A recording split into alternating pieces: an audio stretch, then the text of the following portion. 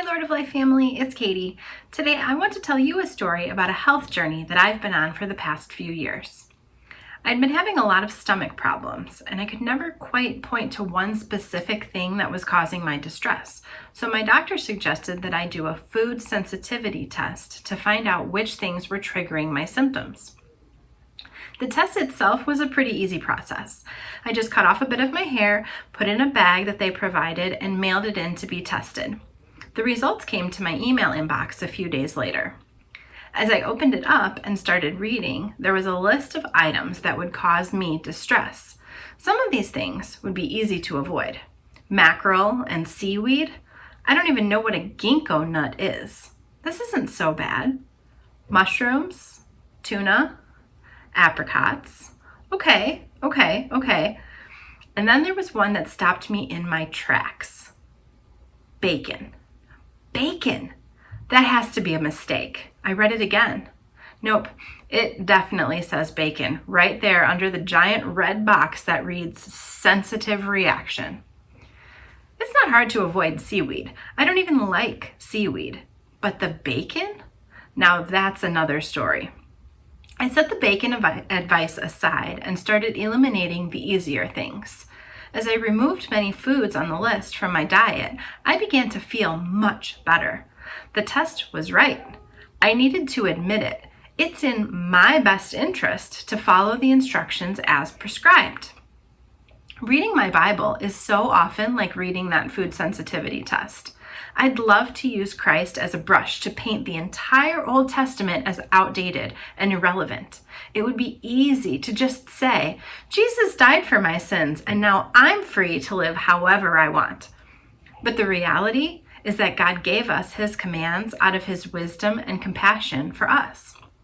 For whatever was written in former days was written for our instruction, that through endurance and through the encouragement of the scriptures, we might have hope. In other words, it's in our best interest to follow the instructions as prescribed. During my bacon withdrawal process, I went through a period where I bargained with the test, thinking that I knew better. Maybe I don't have to avoid bacon altogether. I'll just have one strip with my breakfast or some crumbles in my salad. Within 45 minutes, I was in a familiar pain all over again and regretting my tasty indulgence.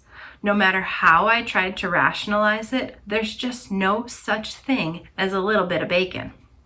Friends, the same rings true for sin. There's no such thing as just a little bit of sin. I can't sit there petting the head of the idol and expect it not to turn and bite me. The Bible doesn't say lying is okay if it's for a good reason, but it does say the Lord detests lying lips, but he delights in people who are trustworthy. The Bible doesn't say be careful that you're only gossiping to your closest friends, but it does say do not let any unwholesome talk come out of your mouths, but only what is helpful for building others up according to their needs, that it may benefit those who listen. I'm certainly not a murderer, and yet, with every venom-filled word of gossip from my lips, I murder the character of my sister in Christ, often without even a second thought. Gossip is no less of a sin than murder, just as I am no less sensitive to bacon than to seaweed. What sweet-smelling temptation has been wafting your way from the devil's kitchen lately? What sin do you need to lay at the foot of the cross today? Some are harder than others to cast aside, but none are less important. Just as God tells us to avoid temptation, he promises to give us a way out and to be there with us. No temptation has overtaken you except what is common to mankind, and God is faithful.